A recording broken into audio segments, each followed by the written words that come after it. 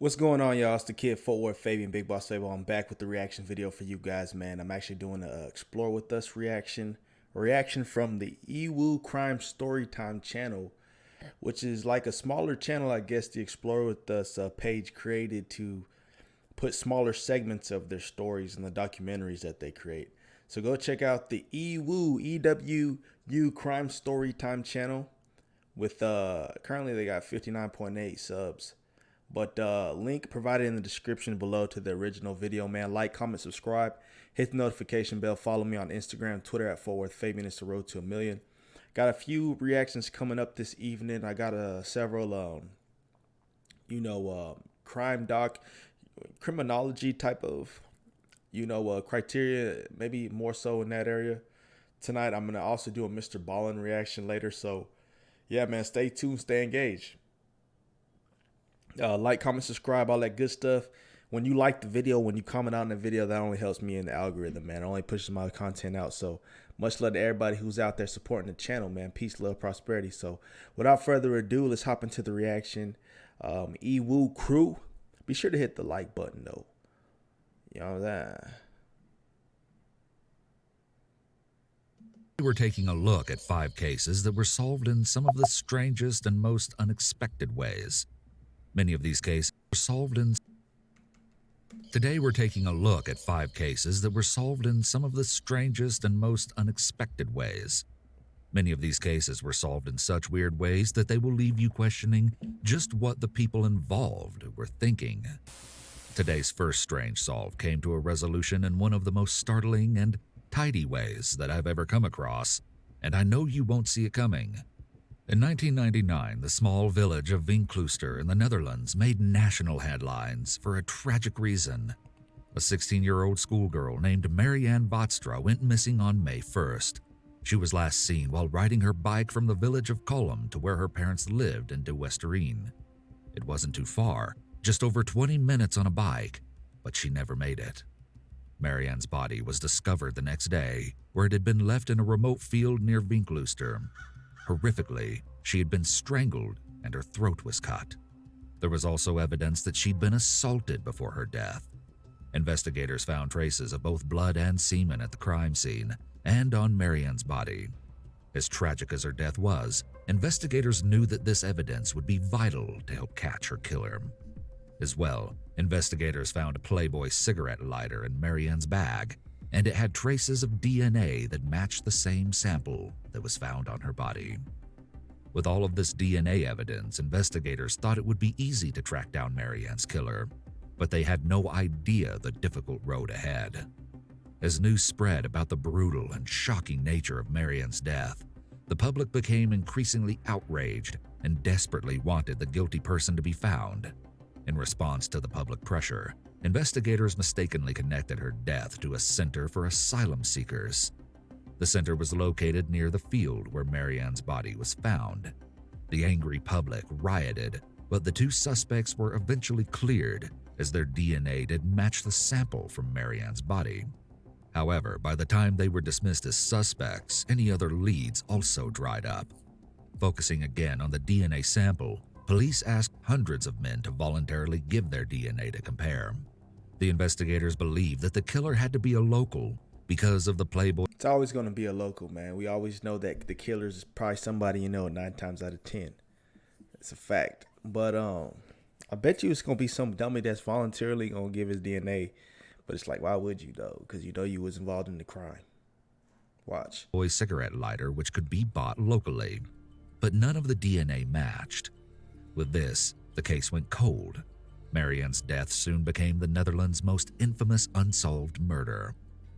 In 2012, the case reopened, and in a last-ditch attempt to solve Marianne's death, the police began kindly asking for all men living in the 5-kilometer radius of the crime scene to willingly give their DNA.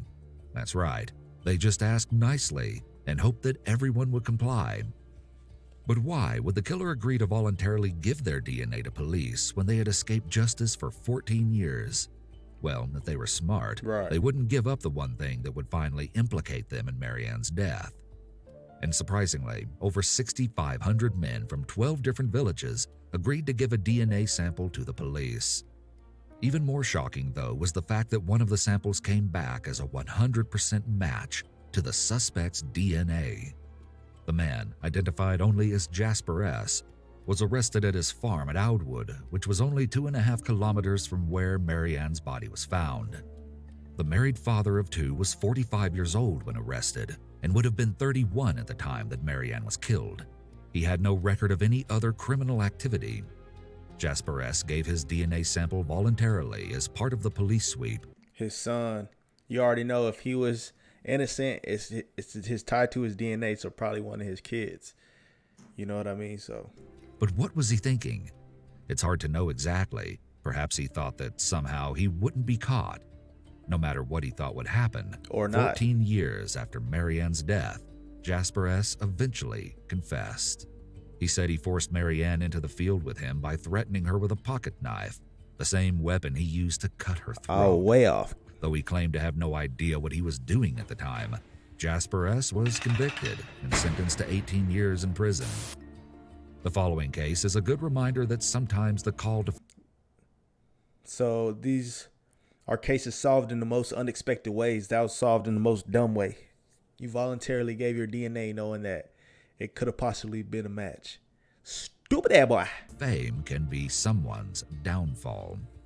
Mark Farron Claude Biart was living in the Dominican Republic for 5 years when he decided to begin a YouTube channel with his wife, where he filmed himself cooking Italian food. He had experience to share with the world as he had previously worked at a restaurant in Italy. But as it turns out, Biart was in the Dominican Republic because he was hiding from the police. In fact, Biart had been evading police detection for about 7 years after he was allegedly linked to trafficking drugs from the Netherlands in 2014. Police have revealed that they suspect Biart as a member of the notorious European Ndrangheta crime syndicate and is suspected of working for the Coachella clan. The mafia gang is one of the most powerful and feared in Europe, originating in the Calabria region of Italy. Interpol has said that branches of Ndrangheta exists on every continent in the world. Biart was described... Let me know if you've ever heard of that gang, Ndrangheta. ...as one of Ndrangheta's most dangerous fugitives. With all of this in mind, it makes sense that he would want to keep a low profile while hiding from the police, living like a ghost while in the Dominican Republic. He kept to himself, didn't visit the Italian community in the area, and locals only knew him by his first name. In fact, he kept such a low profile, investigators struggled to find any trace of him. But still, they never stopped looking, and had even recently decided to attempt a new approach, open source intelligence. But he had one big downfall, his love for cooking Italian cuisine. When he filmed his YouTube videos, Biart always made sure that his face never appeared on camera. That way, no one would be able to identify him. However, he had very distinctive tattoos that were clearly visible in the videos. These tattoos were long sleeves, buddy, to his true identity. Somehow, these cooking videos made their way to investigators who immediately recognized Biart by his tattoos. It isn't clear exactly how they came across the cooking videos, if it was part of their investigation or if someone else noticed the tattoos and sent in a tip. It also isn't clear exactly how many videos Biart posted to YouTube, or how long he was making them before his channel was taken down. In March 2021, Biart was arrested in Boca Chica, Dominican Republic, before he was extradited to Italy to face trial for drug trafficking charges. If Biart hadn't been tempted to post his Italian cooking tutorials to YouTube, who knows when or even if he'd ever be caught. Other members of the Ndrangheta crime syndicate, Biart included, are currently facing one of Italy's biggest mafia trials on charges of kidnappings, murders, and international drug trafficking. They like what's the Asian, the triads. Where the triads at? Like Tokyo or something? I don't know. Don't take my word for that. All these foreign gangs. The enormous case took over 3 hours just to read the names on the list of 350 defendants. Due to the size of the trial, it will likely take place over the next few years, so we won't know the result of Biart's case until then. The next case I have for you is one of the worst kind of luck, if you'll excuse the pun, and you'll know exactly what I mean by that in a minute.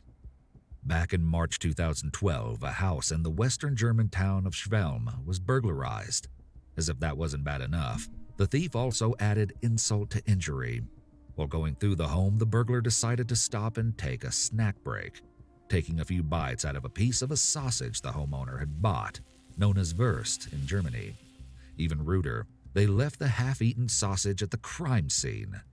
Clearly, they didn't like what they were eating. Wouldn't it be better if a Clearly, leather you're holster an could idiot. lock? With limited carry options, responsible gun owners. Obviously integral to the case, it wasn't released exactly what kind of sausage it was, though the police described it as being of the hard variety. The irony is that police were able to lift the DNA sample of the suspect from the saliva left on the half-eaten sausage. If they'd finished eating it, there wouldn't have been anything to test for DNA. Seeking the burglar's identity, the sample was uploaded to various databases, but sadly, no match ever came back. When no other leads were found, the burglary was eventually forgotten as more urgent cases came up. The burglar managed to avoid being caught for any other crimes and kept their DNA out of the databases, leaving investigators to ponder the mystery of the sausage bandit for years.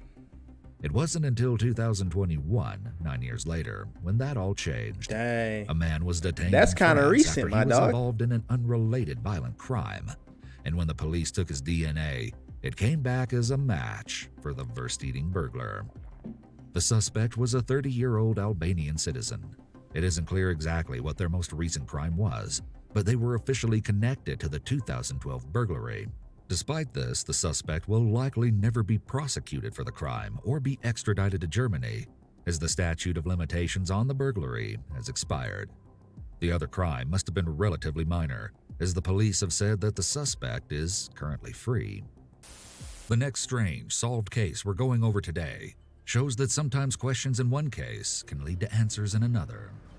It was a rainy October night in 1955 when three boys were hitchhiking for a ride home in Chicago's Northwest Side. 14-year-old Robert Peterson.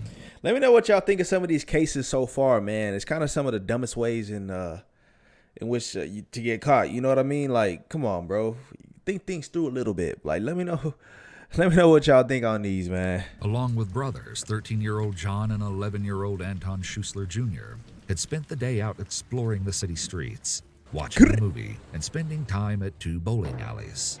But none of the boys made it back home that night, and they were never seen again. Tragically, their family's worst fears came true. Sometime later, a salesman stopped to eat his lunch near a forest preserve. Looking down at a nearby ditch, he at first thought that what he was looking at were discarded department store mannequins, but then he looked closer. It was the bodies of the three missing boys lying naked in a ditch. My thing is, why is kids these young out and about? Like, I just don't. They seem like some jits, some youths. You know what I mean? Need some parental guidance. An autopsy determined that all three were killed by strangulation. The boys appeared to have struggled and fought against their attacker, as there was evidence that they had been beaten. One of the boys had cuts on his scalp in a jagged pattern that appeared to have been made by a rake, but the identity of their killer wasn't so clear. Back in 1955, the deaths of the three boys shocked everyone. You have to remember that at this time, people thought that the world was safe for children, that they could be left alone to explore the streets, Delusion. and nothing bad would happen to them. But the deaths of the three boys proved that, tragically, that wasn't true at all. In response to the public's horror, police began an enormous investigation.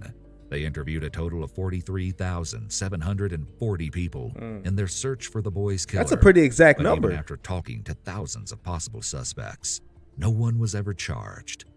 As the story of the boys spread, a witness came forward to say that they had seen a car, one she believed to be a Packard, pick up the three boys. With this information, police interviewed 970 Packard owners, but they still didn't find anyone connected to the case. Eventually, the three young boys' case went cold, and it stayed that way for a long time.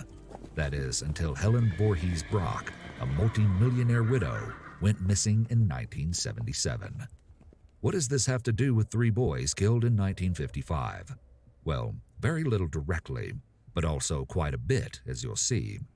Brock, known as the Candy Lady after she married into the E.J. Brock & Sons Candy Company family, was a horse enthusiast and frequently bought high-end thoroughbred horses. In the mid-70s, she purchased racehorses from both the Bailey Stables and Country Club Stables, owned by Richard Bailey. But rather than buying show or racehorses, Brock fell for an elaborate scheme where she was actually sold third-rate horses. Sound like he got for top finessed. prices. Brock was swindled out of hundreds of thousands of dollars in horse fraud, including the purchase of 3 secretly run-down racehorses in 1975 for $98,000, a sum which is nearly $500,000 today. Brock was suspicious and eventually hired an independent appraiser to check the horses she purchased for authenticity. The appraiser told her that the horses were essentially worthless. Upon learning that she'd been swindled in horse fraud, Brock threatened to go to the authorities and expose the criminal ring. But then, she disappeared. She vanished on February 17, 1977, after she'd gone alone to Minnesota for a physical at the Mayo Clinic. She was last seen alive when buying cosmetics at the clinic's counter, but never again. Her disappearance has since become Chicago's longest-lasting murder mystery. The case eventually went cold, and Brock was declared legally dead in May 1984. Her body was never found. Investigators suspect that the reason for this was because it was probably dissolved in a chemical vat or blast furnace in 1977. When the police reopened her case in 1989, they came to believe that Brock's sudden disappearance and supposed death was linked to the criminal activity at the stables owned by Richard Bailey. Police charged Bailey with soliciting Brock's murder, along with 23 other people for various schemes, including horse fraud. On what account, though? They had no proof, expensive horses to collect insurance payments. After pleading guilty to charges of racketeering and conspiracy, which included his fraudulent horse sales to Helen Brock, as well as many other women, Richard Bailey was convicted. But he wasn't convicted for Brock's disappearance and death. In fact, no one has ever been found guilty in connection to Brock's case, leaving it still unsolved today. He ended up serving most of his 30-year sentence, but was released in July 2019 at 90 years old. And once he was released, Bailey spoke about the case. He said that about 6 people were involved in planning Brock's death, as well as killing her. Dang, that's a lot Most of folks, investigators agree that Bailey may have been involved in arranging Brock's death, but he didn't actually commit the crime himself. So, where did the 3 boys killed in 1955 fit into this? Well, during the investigation into Brock's disappearance, the detectives stumbled upon information they weren't even looking for. In an interview, one of the informants said that they had heard about a stable owner who had bragged about killing 3 boys all the way back in 1955. This stable owner was Kenneth Hansen. Hansen and his wife had opened up their own stables in the 1960s, called Camelot Stables, which they owned until they sold them in the late 1980s. Investigators looked deeper into Hansen and found another witness who claimed that on a night in 1964, Hansen had gotten drunk and confessed that he had picked up 3 boys and took them to a barn. He claimed to have assaulted the 2 Schuessler brothers before he grabbed Robert Peterson by the throat and accidentally strangled him to death. They call him Dr. Accidentally, Hard that boy because he helped capping. me get some seriously hard results down there. He discovered a... After that, he said he had no other choice but to kill the other 2 kids. Hansen was arrested in 1994 and charged with arson from a fire back in 1972. Dang.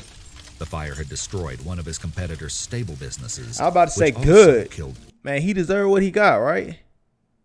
So he started a fire that killed somebody else? 36 horses. One of his competitors' stable businesses, which also killed 36 horses. Dang, he killed his horses. Later that same day, Hansen was also charged with the killing of the 3 boys.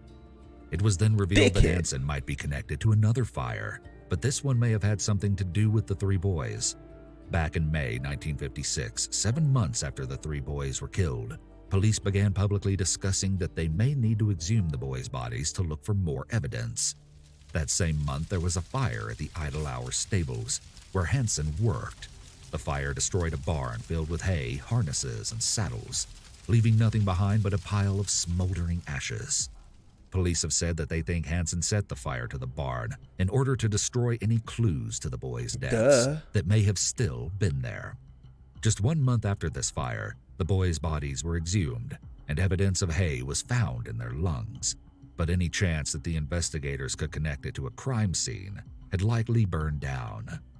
In a sick twist of fate, Hansen had actually been interviewed by police during their initial investigation, but he didn't become a suspect. Hansen had simply walked away and moved on with his life, getting married and having 2 sons of his own. In 1995, Hansen went on trial for the murder of the 3 boys. He proclaimed his innocence the entire time. The prosecution was all based on testimony because there was no physical evidence after 40 years.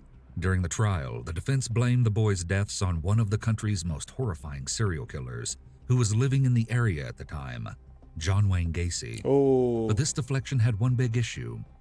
Gacy was only 13 in 1955 and probably not strong enough to commit the crime.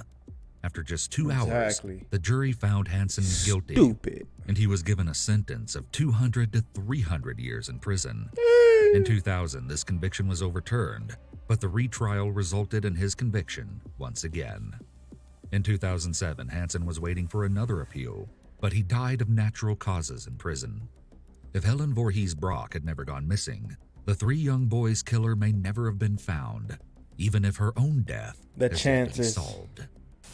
Today's final case has one very unexpected twist and almost seems like something. These ain't really that unexpected in my opinion. I ain't gonna lie. They kind of just like, I don't know. I was expecting, I guess, like, you know, like, I don't know. You know how like in thrillers they have like the really like twists and twists and twists on turns and twists? That's what I was expecting. These ain't really that unexpected in my opinion. Let me know y'all's thoughts in the comments though. Rather than real life. It was June 1983 when Nylene K. Marshall went missing. The 4-year-old was on a picnic with her family near her hometown in Clancy. She'd been playing with some other children when a man jogged by, and suddenly, Nylene was gone. Her family searched for her, but there was no... I don't see how that be happening, bro. Shame on y'all, bro. Your parents is out there partying and chilling with you, and you still end up missing and disappearing? How? Y'all had a whole picnic. How did she go missing? Where did she... Why is y'all not watching her? Why is y'all not paying any mind or attention? I'm lost. No sign of what had happened to the little girl. 6 months after she went missing, Nylene's parents received the first letter. 2 more letters would eventually arrive, all claimed to have been written by the person who took Nylene. The next letter didn't show up until 3 years later, and this one was sent to the investigators looking into the case. It was postmarked from Madison, Wisconsin, and was filled with information. The writer said that they were raising Nylene under her middle name, Kay, and they said that they traveled with her frequently. Strange thing for an abductor to write, isn't it? It was almost as if they were bragging. At this same time, someone continued to call the Missing Children networks in order to talk about Nylene's case, as though they were keeping tabs on it. These calls were also from Wisconsin, like the letters. Nylene Marshall's disturbing disappearance was featured on the November 1990 episode of Unsolved Mysteries. Shockingly, someone recognized the picture of the missing little girl. The viewer was a school official who was sure that Nylene was a little girl in their class, living under a different name. But here's the thing, even though the picture of Nylene bore a resemblance of the little girl the viewer knew, it wasn't her. But they didn't know that, and still brought the little girl to the police's attention. Eager to return Nylene to her parents, police arrived at the home where the little girl was staying in Point Roberts, a small island near the Canadian and U.S. border in Washington state, on December 21st. That's when they realized something wasn't quite right. It wasn't Nylene, but in a truly shocking twist, the little girl in question, Monica Judith Bonilla, was another child who had also been abducted. Monica Bonilla was 5 when her parents had separated, and a custody battle over her began. During these disagreements, Monica's non-custodial father, Guillermo Bonilla, allegedly took her from his estranged wife's house in the Los Angeles suburb of Burbank on September 22, 1982. The two seemed to disappear completely. Desperate to find her daughter, Rosemary Levi ended up spending $20,000 hiring detectives to track down Monica. In an effort to find her, Monica's face was even plastered all over billboards, shopping bags, and cold drink cups throughout all of Los Angeles. 2 years after she went missing, Monica was actually one of the first children to be pictured on milk cartons in a California-wide campaign to find missing children. Monica didn't even know she was missing or that she'd been taken from her mother. In fact, she'd been told that her mother had died and she was given another name to hide her true identity. For over 7 years, Monica and her father lived under the radar, that is, until a good Samaritan got her That's crazy. confused with Nylene Marshall. In 1990, Monica, now 13, was finally reunited with her mother, who had never stopped looking for her. While Monica was missing, Levi had refused to celebrate Christmas and Mother's Day, hoping to one day celebrate the holidays with her daughter again. In the almost 8 years since her daughter was missing, Levi eventually remarried and had another child, a son, who was 6 when he finally met his half-sister for the first time. After Monica was recovered, her father was held in Bellingham, Washington, while he waited for extradition and arraignment in Los Angeles on a charge of parental child abduction. Although Monica's case eventually came to a happy ending, tragically, Nylene has never been found. To this day, That's her crazy. disappearance remains an unsolved mystery. So this was not a case that was solved. They was capping, man. They lied to us, man. Let me know y'all's thoughts on that one in the comment section below. That was Explore with us. Like, comment, subscribe, hit the notification bell. Follow me on Instagram, Twitter at FortWorthFabian. It's the road to 1 million. Peace, love, prosperity. Everybody rocking with the channel. Keep on engaging with the content. It's only going to push me further in the algorithm, man. I appreciate the support. I ain't stopping anytime soon. Definitely double down on content, man. Keep recommending content. Keep commenting down below. Keep checking out my playlists.